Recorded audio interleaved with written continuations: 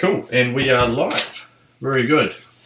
Okay, everyone. Well, it's sort of late at night, so for you in America, so we may not have a huge amount of watchers now, but there will be in the future, so that's great. But look, as you know, I kind of like to spend some time and interview some of my clients, just so people can get, I guess, a sense of inspiration.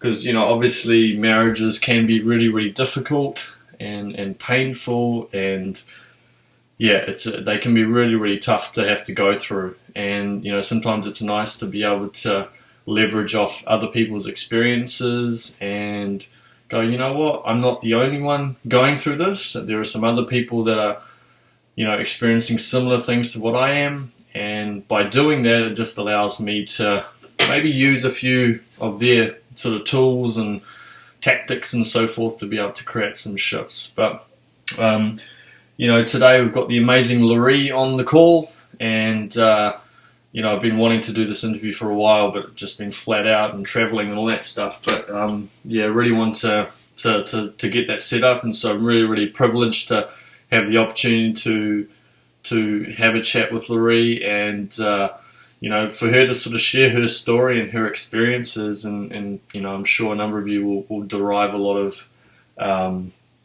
inspiration and so forth from it all. So, without further ado, this is Loree. Welcome, Loree. Lovely to have you here.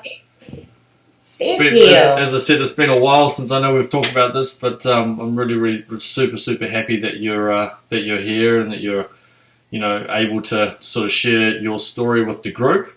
I guess, for those of you who know, I started working with Loree maybe about 6 months ago, I think it was. And, she was in a pretty difficult space. Her husband had moved out. There was a lot of pain that was being created in the marriage. And, there was another woman involved as well, which makes it even more difficult. Yeah, look, what would be really great just to start off with is maybe if you can just share a little bit about where you were at before we kind of started working together, and what were some of the challenges that you were facing, and maybe just give us a little bit of a background in terms of your marriage. Okay, so my husband and I had been married for 24 years. Mm-hmm. I kind of figured out that he was cheating on me, and I told him to leave about 3 days before Christmas. Okay. And then I did some more investigating and just pretty much sealed the deal on that. So 3 days before Christmas, January, February was real hard. Mm-hmm. He was really into this person. Mm-hmm. Family mean nothing. It was all about him and what he was doing. Mm-hmm. I was trying to fight for our relationship, mm-hmm. doing a horrible job. I had no idea what I was doing. Mm-hmm. I was completely devastated. I'm trying to, take care of myself, take care of I have a 16-year-old, so not really take care of him, but when his dad left, it was super hard for him. Mm. And my other kids kind of saw a side of me that they had never seen. Mom is just destroyed, flat out, not in a good place. Mm-hmm. And what was that like on a daily basis for you? I mean, from an emotional perspective. Well, I'll tell you, and I'm a little embarrassed to say this now, but it's all good. I started drinking. Mm-hmm. I own my own business. Mm-hmm. I literally don't know how my business survived. Mm-hmm. I did keep it together enough to keep my business because that was my income. Mm-hmm. And I was in a deep, deep depression. I never wanted to get out of bed. All I wanted to do was drink because it let me sleep. Mm. I mean, it was something I have never experienced before in my life. So when I think I had found you pretty much like a lot of the ladies had found you was on Facebook. Mm-hmm. I don't know what drew me to you, but I watched your webinar and I knew you were the one. Like, I just felt it in my soul. Like, you were the one that was going to help me. I didn't know how. I didn't know what it looked like, right? But I just knew. So I did the consultation thing, the hour, and by the time I was done with that, it was a sealed deal for me. I was like, and just in that hour, you taught me so many things I didn't even know. Like, it was more about fixing me, myself, than it was really the marriage. I did not think I was screwed up. I thought I was perfect. You know what I mean? Yeah, I think, just to, I guess, expand on that a little bit as well, is it's never a case of being broken. None of us are broken. I just believe that we've deviated off who we really are at our core. So it fundamentally is about just connecting back with it. Because I know a lot of people will kind of, can feel like that there's something wrong with them. And especially in marriages, when you're dealing with, strong male personalities, immediately what you find is this dynamic where sometimes the females will end up feeling like they've done everything wrong and it's all their fault and they're screwed up, and they start to question themselves so many times. So I guess, a huge part of what you're talking about is really about just going back to your true essence and finding your voice, as opposed to necessarily fixing you, because I don't believe you need fixing. It's just, I just need to connect back with who you are. So maybe a slight little change in terms of the linguistics or the language, but I just wanted to kind of reiterate that point anyway for you. Yeah, I really don't think, even at 51, that I really knew who I was. I mean, I think my childhood was not a good childhood, which you know. I think it affected my marriage. It affected how I was with my kids. I mean, it affected me more than I ever really thought, right? So there was a definite, point of where it all started, but I really just didn't realize how much of that really affected my life and the capability of actually being able to love someone, like really love them. I think there is much more to being a wife than just cooking, cleaning, and doing laundry, right? I was great at that. I was a perfect wife when it came to that. When it came to the intimate stuff or the communication, no, I wasn't good. And that's kind of where I can take the responsibility for what happens. I will not take the responsibility for the choice to do what he did. But I will take the responsibility for my part of, I guess, maybe pushing him to that point, because I really feel in my heart he was just looking for something that I wasn't giving him. And that's really hard to say that he found it with someone else, per se, I guess. But it's the truth. So, I mean, for us to move forward, we really have to look at it for what it is and the truth and take our own responsibility in it. Because, I mean, that mindset takes a hell of a lot of courage. Because I think a lot of people, and they're absolutely within their right, when someone cheats on them, it's immediately, the other person's fault, and they've got no, sense of, there's just no way it's that they've had anything to do with it. It's only them, right?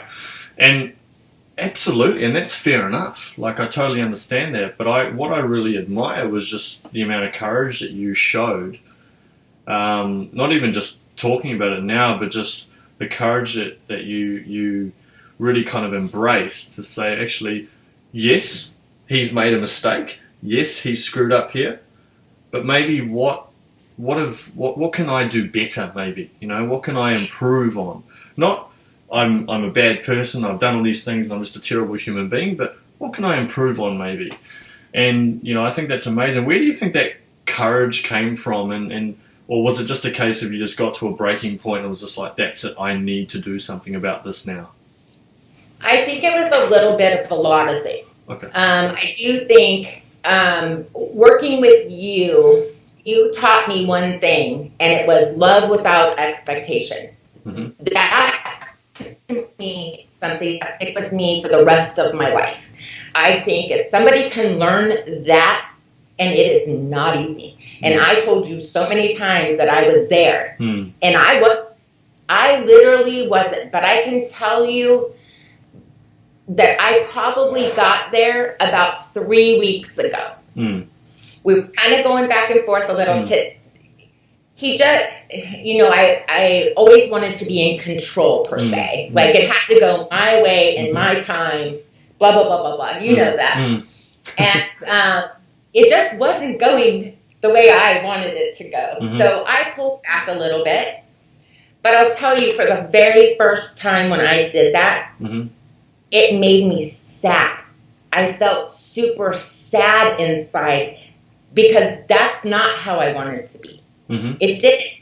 I guess at that point, doing it made me realize at that very moment, this is not how I want to be. This is going back to the old ways. Yes. And if we go there, we're going to end up in not a good place. And I felt super sad. And at that very, very moment, I said, no, I'm not doing this. And I just, I went into it 100% and didn't think about his side of it. It's me. This is me now. I'm not that, I'm not in that mind thinking like I used to be, tit for tat, per se, right? So if you think about it, I started working with you like 6 months ago, and it's just been in the last 2 weeks that it finally hit me. And when you experience it, it is literally the greatest feeling in the whole world. I never believed you. I'm like, how can you love someone and not expect them to give you something back? But it happened for me. Not fast, obviously, but it happens in its own way. And it was absolutely the most incredible feeling. Oh, that's beautiful. It was amazing. That's beautiful. So, I want to get a tattoo, and I think my tattoo, I wanted to say love without expectation, because I think that is so incredibly strong. Oh, that's beautiful. If you really can do that, it really does work. I mean, it really, really does work. If you are meant to be with that person and all the stars align and it's all great, that is what works. That is what helps. I mean, it's not going to work in every relationship because sometimes they're just over, right?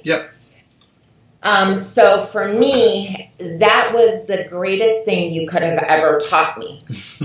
Honestly. Well, I think the interesting thing is it's a fairly simple point. Like, I think we've all heard it before, love without expectation. But I think the key thing is that you went through a process and you got yourself to a place where you were emotionally ready to actually embrace it. And I think that's the difference. Like, you can go and tell someone down the street, just love without expectation. They'll be like, yeah, I get that. But a lot of times they won't embrace, they won't buy into it because it hasn't sunk in here. It's here, but it hasn't sunk in here. And always the key to any transformation is the transition from the head to here. And if we can create that transition in the shortest possible time, that's where the shifts occur. And I think the great, I was talking about it with a client of mine a couple of days ago, is that 93% of human communication is non-verbal, right? So, I mean, I'm pretty sure it's around that 93% mark. So if you're in a situation where, you are saying something, but you're not feeling it in here, it's not going to make a difference because your energy and the feeling and everything that you had is not, coming out, it's not being projected onto that person properly.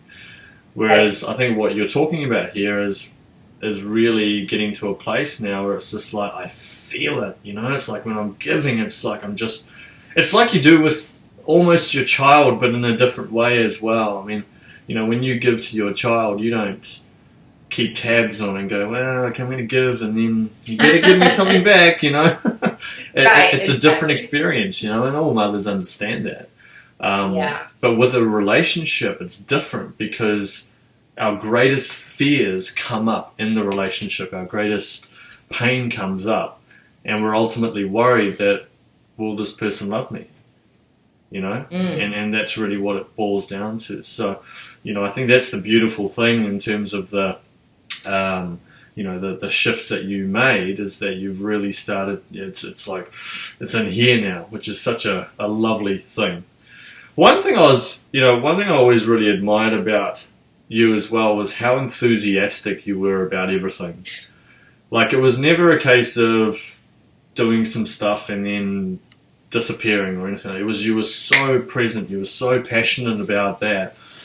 Maybe you can sort of explain, and the reason why I wanted to touch on this is sort of the attitude that's required, I guess, in order to create shifts and to create transformations. Yes.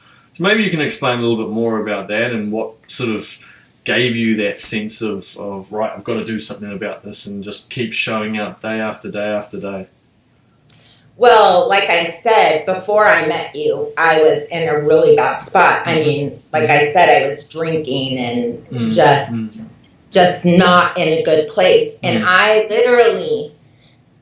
was desperate. I knew the path I was taking could be like detrimental, literally, to me and my kids. And I had to do something. Like, it literally was at the point of desperation. And you have talked about that before, where, people always wait until it is almost unfixable, and then everybody's jumping in to make it all better, right? At the very last minute. Well, I can honestly say that I feel like there was a time, even going through the counseling, that I really didn't feel like it was going to work.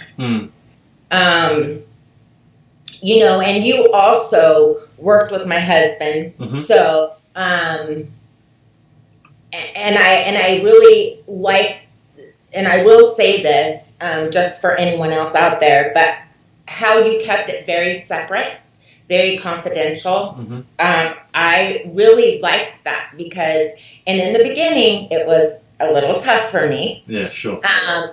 Right.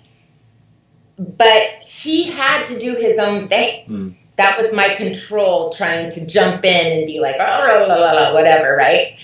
But he really had to find himself, because I did not want him back if he had to do his own changing, right? He had to find his own self and what was going to make him happy. Could maybe he not do it? There was a chance that maybe he could not do it. So really, people, this is how I look at it. But I'm going to say back in the day, because I'm 51, so old.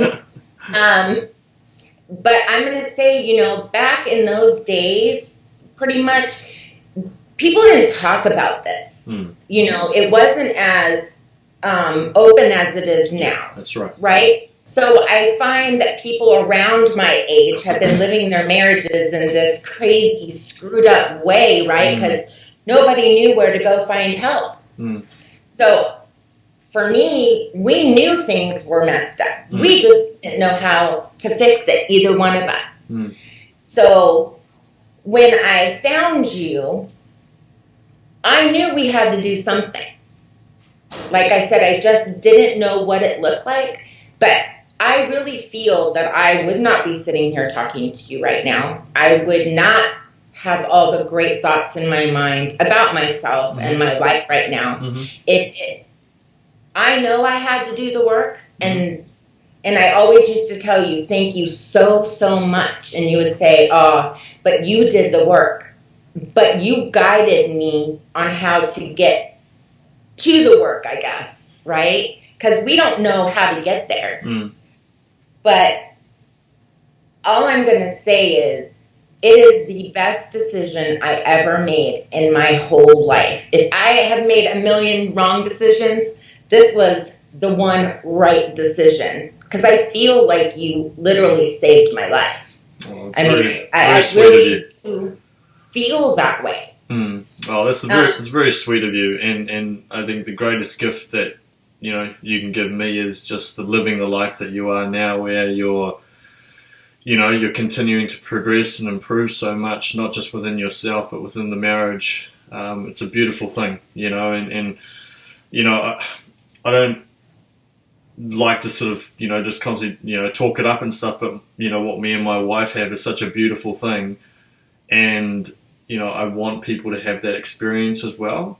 But I also know that so many times it's very easy for relationships to just fall out because of just little things that just keep compounding over and over and over a period of time, and they can shift. And I really love what you say when we talked about how a lot of people have to get to that completely desperate moment before they're going to do something. And I have to say that's the one part of my job that I find quite difficult. I wish people would sort of, not just going with me, with anyone, just someone actually going out there and saying, look, we need to create this level of transformation earlier, rather than like when it's almost too late.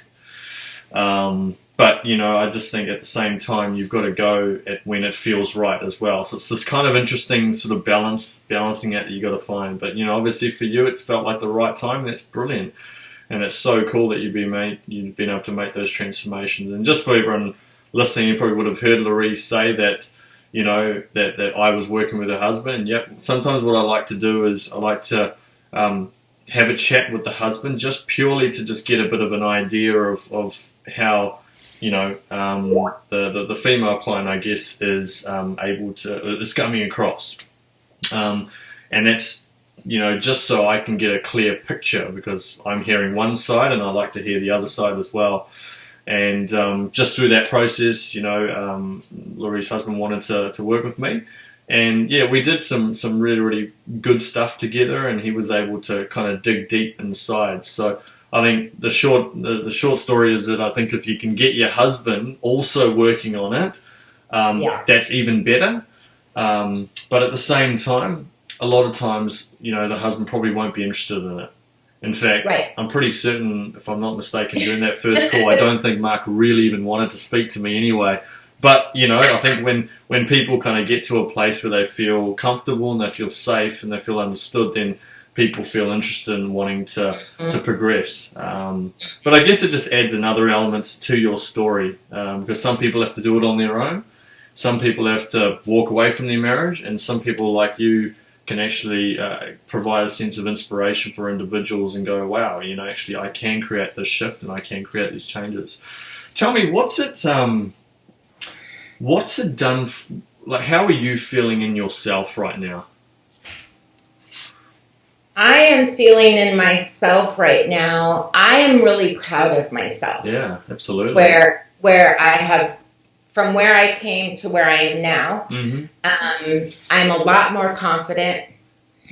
I know this is going to sound harsh, but it's almost like I know what I will tolerate and what I won't tolerate anymore. Brilliant. And I don't mean that in a harsh way.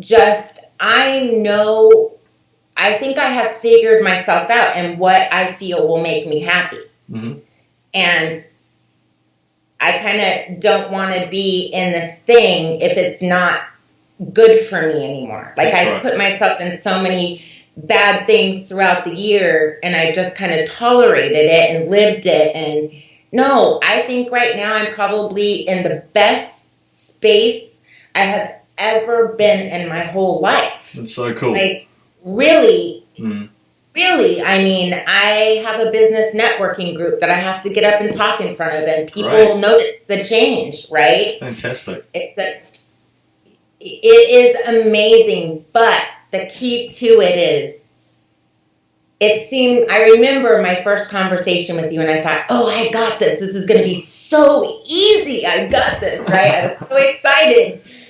Ooh, yeah, it wasn't easy. Yeah. It really wasn't easy. Discovering yourself and digging deep. And talking about things maybe that are hard, taking responsibility for things that, you know, are tough to take responsibility for. But you have to do the work. I mean, if I would have came to you and just played it like, oh yeah, I have a coach and, you know, he wants me to do this and this, but I'm not buying into it per se, and I don't have my whole self into this.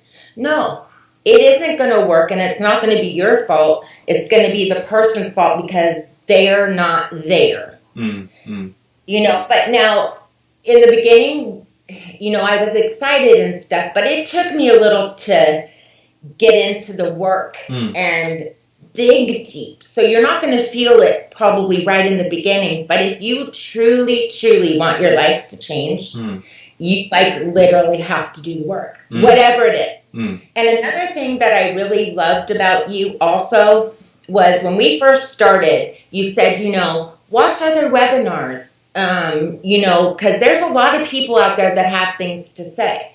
So I did, but after being with you, I could pick through them like this. I'd watch them for a couple minutes and be, nope, I don't want to listen to that. I don't want to listen to this. I don't want to listen to this.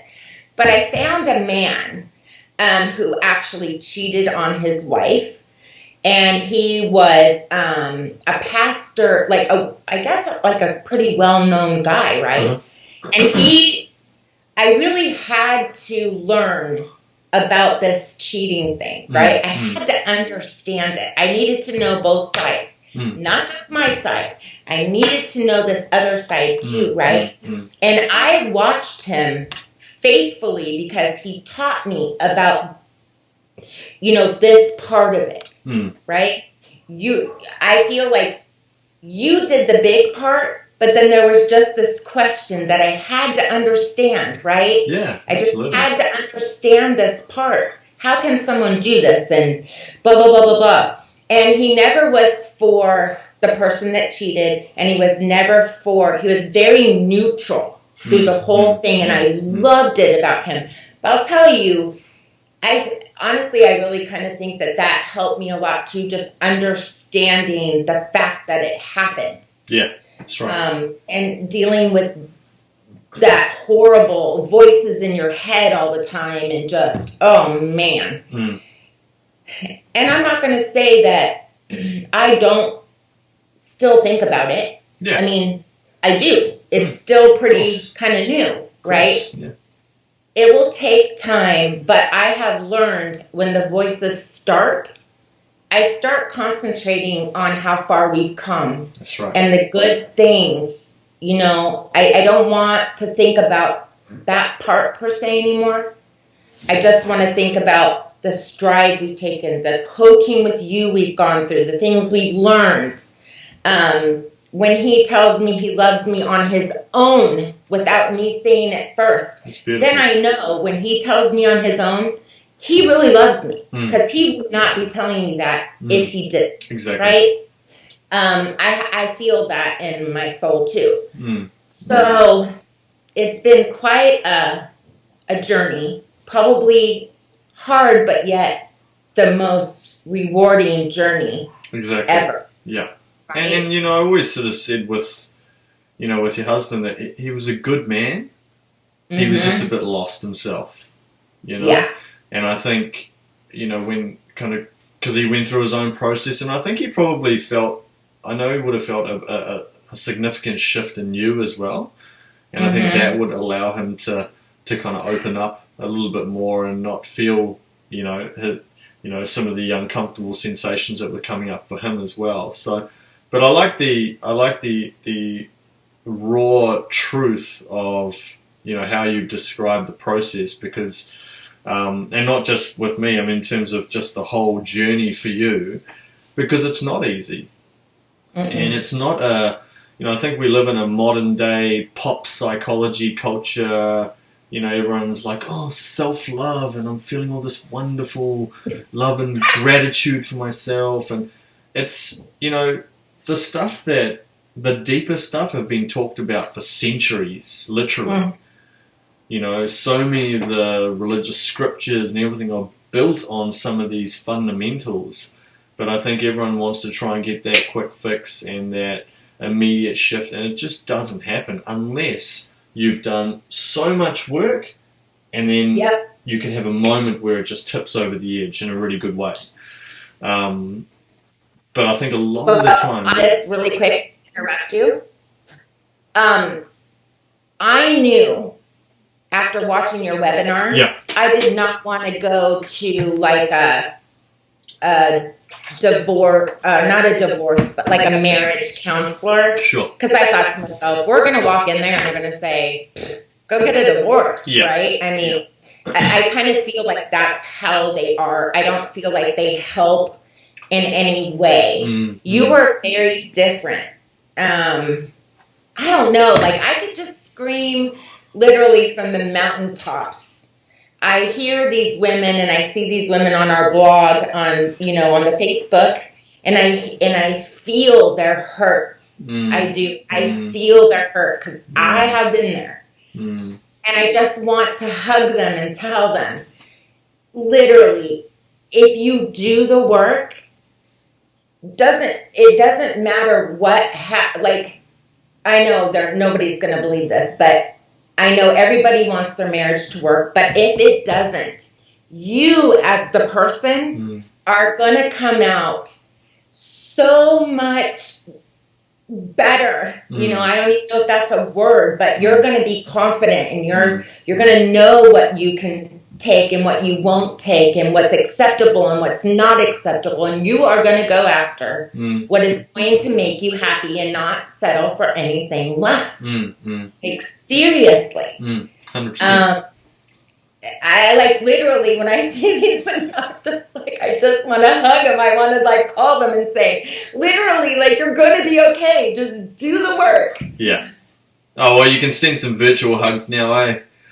We're loving that. Oh, that's very good. If I can help, if just me doing this helps just one person take that chance. And believe me, ladies, people thought I was crazy because Sheree is in New Zealand and I'm in Arizona. And everybody was like, how does this work, Lord? You're crazy. You're crazy. Yeah, you watch me and see how crazy I am. And now people are like, wow. You and Mark got together? Wow. You guys are so different. Wow, that's right. Because I literally took the chance and I knew. Like I said, I didn't know what it meant or what it was going to look like, but I knew you were the guy for me to help me. You did. Oh, that's lovely. It's very, very kind of you to say that.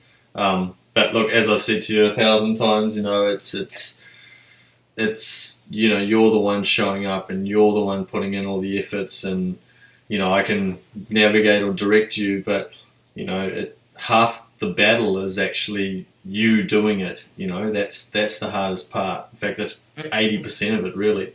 And I think if you can, when you show up and you give it your all, and you're asking questions and you're emailing me and all that stuff, that's all part of the process. And I just love it. I love it when I see that sort of stuff going on, because it just means that you're just completely focused and you're like, yep, cool, I've got to make this work. And as you say, for yourself first, and then the marriage. Because if you bring the best version of yourself to the marriage, then it's only going to go one of two. It'll be one of two things. Either the marriage is not the right marriage for you, because you're bringing yourself, your best version of yourself, and if that's not the right marriage, then that's it.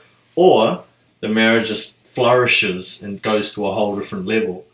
And that's the beautiful thing about sort of, that process of personal growth and development and so forth.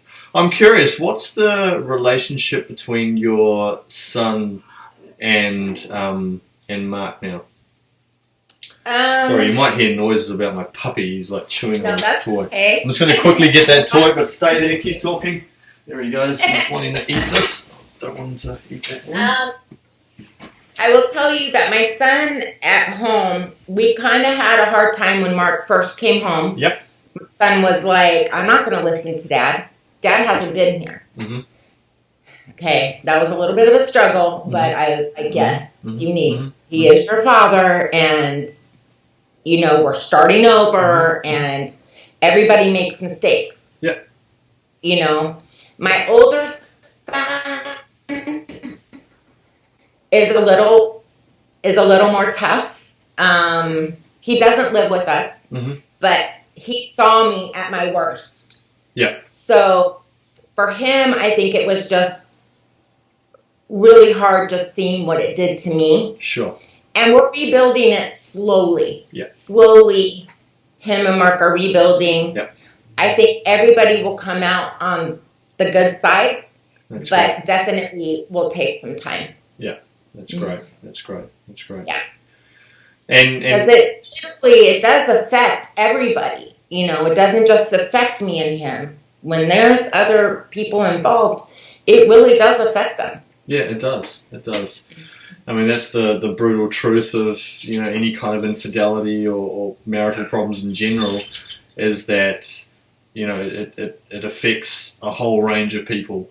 And I wish I wish people who went down that path of infidelity would actually understand the consequences of that and see it from that perspective, and see, okay, it was affecting my friends, my family, my kids, the whole range of people that's involved. Then I think if you can associate enough pain with that, then suddenly it's actually, maybe I won't go down that path. Do you know what I mean?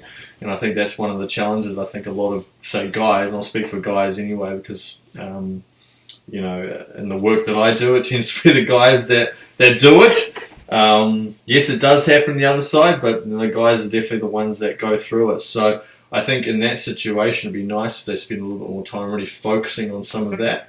But at the same time, and some people might have a bit of resistance to this, but I also have empathy and an understanding for why people go down that path. Now, yes, sometimes there's narcissism involved. Sometimes you have your sociopaths and serial cheaters and all that stuff. I appreciate that, and I'm sort of just taking them to the side for a second. But apart from that, a lot of guys will just do it because certain needs aren't being met, or maybe they aren't spending enough time coming from here, and that they're stuck in their head. And what I do know is that when people are stuck in their head, they do strange things. Right. And I think that's what... Sorry, carry on.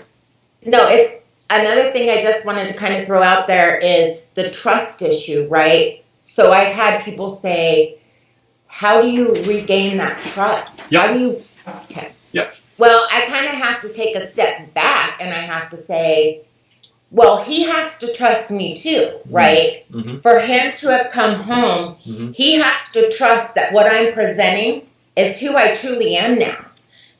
Are we going to go back to where I'm not, where, I wasn't giving him the love that he needed, or all of that kind of stuff? He has to trust. In 20 years, he had never seen that from me.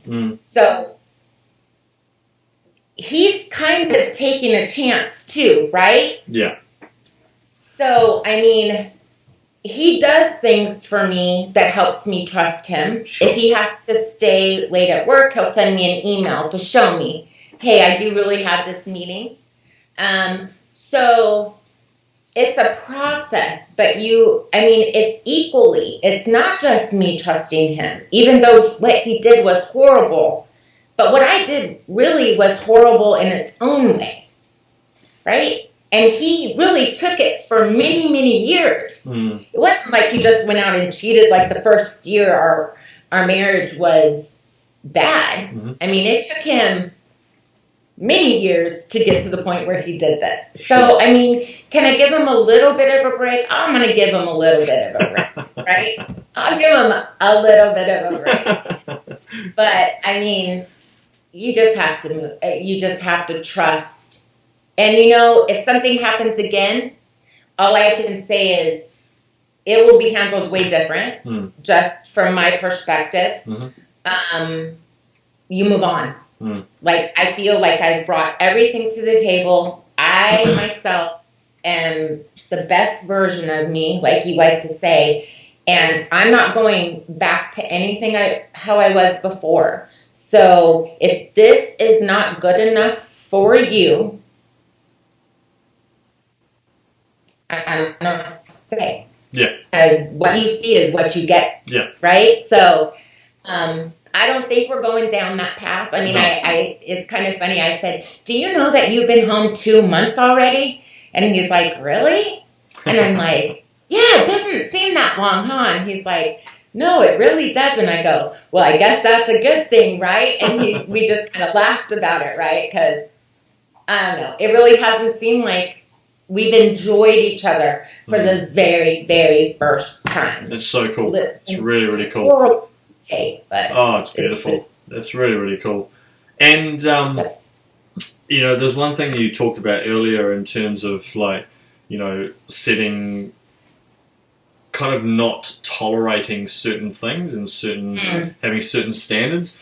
And I guess I just wanted to be kind of, for people who are listening, to sort of understand what we're really talking about here. And sometimes it can get blurred between, I just want to give, and then setting boundaries. And I think it's really important to understand that when you are giving, that it comes, and I did a video earlier, I think, about this, which is around making sure that you're giving from a place of fullness inside, rather than not from a place of emptiness. Because when you're coming from an empty place, where it's like, I need this man, because if I don't have him, then I'm nothing and I'm worthless, then it's always going to come across, it's never going to come across in the most authentic way. It's going to come across in a very, kind of a desperate way as well. And I don't mean that to sound, rude in any kind of way, but I think it's just really important that it comes from a place of love and genuine, hey, listen, this person here, I really love them and I want them to be happy and I want to serve them. And I think when that happens, it comes across in a very authentic way. Whereas I think if we're like, as I said, just like, oh my God, I'm clinging on, then that makes it a lot harder. But what you're talking about here is about setting really lovely boundaries, which I think is a very important thing, because, it can be easy to cross over that quite a lot at the expense of yourself. And I think it's really important to set those lovely boundaries and go, hey, listen, I'm going to love you, I'm going to serve you, but I'm not going to tolerate that sort of stuff. Is that cool? Right. Yeah. And I think that's a beautiful little balance you've got going on here, because it just means that you're never going to feel like you're being walked over now. But you're going to be giving like crazy as well. And that balance is just beautiful. Really, really lovely. Yeah. Really, really cool. That's so cool. Well, I mean, you're an absolute inspiration to so many people with the transformation that you've created. I'm just curious, because, this world that particularly I live in terms of the online world and so forth, I know that can sometimes be a situation where it creates some fear for people. Is this guy some sort of scammer, or what the hell, random Kiwi from New Zealand? What's this all about? Online work, etc., etc. And I'm just curious, like if people are sitting on that fence or in that zone where they're like, oh no, I'm just not sure what to do here, or my marriage is in disarray and so forth. Forget me for a second. This is more a case of, what advice would you give those people? Well, I guess, like I said, I was at a point, I had to do something. I was desperate, right? I was in that desperation. But I also knew what I was looking for without knowing what I was looking for, if that makes sense. Yep, sure it does. Like I didn't, like I said, I didn't want to go to one of those marriage, like, I knew what was in me was deeper than just going to a marriage counselor, if that makes sense, right? Yeah, of course. I honestly just cannot say what it was about you, but the minute I watched your webinar, I was excited. I guess what I would tell people is if you are at that point, put yourself out there, educate yourself, see what is out there, because I personally believe, and I know a lot of your clients believe, the way you coach is awesome. Like, it is different. I think many people are trying for people to change themselves. I think they're trying to put a Band-Aid and fix the problem. You dig deep and you make people really look at themselves, really feel their feelings. And yes, is it scary? It is so scary. I've gone to places that I really didn't want to go. But it is necessary. It is necessary to do it. I honestly just took the chance, but I felt it. And then once I did, and if you do the consultation, that's the winner right there, because you really talk to you and you feel it and you're just like, oh my God, this is what I've been looking for my whole life, literally, is this. This is what it is. So you have nothing to lose by taking the chance, right? And you've had some beautiful women do these videos. Just sit there and listen to their stories. I mean, they're incredible.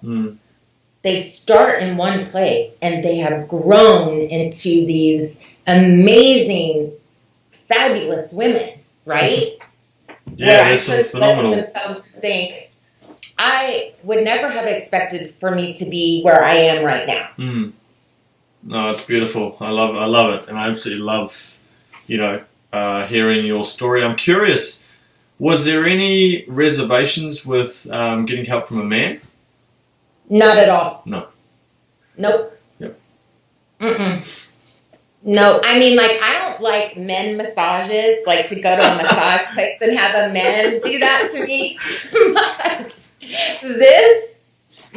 I mean, you teach us not just about women, you teach us about men too. Yeah. Which is, women, we need to understand how men think. That is a crucial point to this also. Because we just think that they're kind of idiots and, they really don't know what they're doing. But they have their own way. So it's important for a woman to understand that perspective too. Which I think you give so awesomely.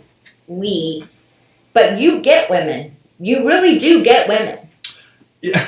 Yeah, I mean, it's funny you say that, because I actually, growing up, particularly in my culture, what would happen is we would have the, people would come over for dinner, like families would come over for dinner, and there would be, the men would go into the lounge and sit there and, just have a glass of beer or, a bottle of beer or whatever and whatever. And then the woman would be around the kitchen area just yabbering away. And I actually would prefer spending time in the kitchen because I found the conversations a lot more stimulating and just more enjoyable than I did with, talking to the blokes in the lounge, which I found quite interesting. So I've always been really, I love women in the sense that I love the energy behind it. And I think for me, I also feel like I have quite a strong feminine part of me. Strong masculine, yes, but a strong feminine part of me as well. So I think that's kind of why I love serving people like you. But at the end of the day, look, not everyone's going to be connected to me, and that's okay. But if someone can listen to this, to this interview and actually hear your story and derive some sense of, as I said, inspiration from it, and realize that, you can be on your last legs, but you absolutely can create shifts in your marriage and yourself. And that, the thing that's really important for me is I do this stuff because I want, the impact that it's going to have on your kids and then their kids and then the friends and family and all of that extended ripple effect. That to me is what I believe. That's why I believe so strongly in the work that you went through. Because I know it's going to have a huge impact on the world around you, and that's the greatest gift that you can give you know, to anyone, and that's the beautiful thing. So, you know, and I think your kids now learning that, hey, even if, you know, mum and dad are going through some tough times, that, hey, listen, I can actually, you know, we can make it through. We can make it through. We don't have to just walk away right now. We can make it through, and there's some beautiful, authentic ways to do that. So, you know, I just want to thank you. I want to honor you for your courage and your commitment, and just the love that you've shown throughout this whole process. I think it's absolutely amazing, and I'm sure, like I say, lots of people will get a huge amount of benefits from hearing your story. And thank you so much for being so honest and so vulnerable and stuff through the process as well. I never thank you enough. I don't have the words in me to. I don't know. I just hope that you can continue doing what you do, because you're amazing. Like I said, I know everyone has to do the work, but we don't know how to do the work unless we have a good teacher, per se, a guidance counselor, and you are absolutely the best. And I can never, ever thank you enough. And if I'm ever in New Zealand, I'm coming to see you. 100%. Yep, 100%. I'm sure you'd like to see this little fella as well. Hey, buddy. Huh? Hey, buddy. Very good. No, thank you so much, Loree. Thank you for your kind words, and you know, lots of love to you and Mark as well. I'm just super proud of him as well in terms of the work that he's done. It's really, really cool. Awesome. Wonderful. All right, thank you, and have a lovely day. Thank you. You too. All right, take care. Bye-bye.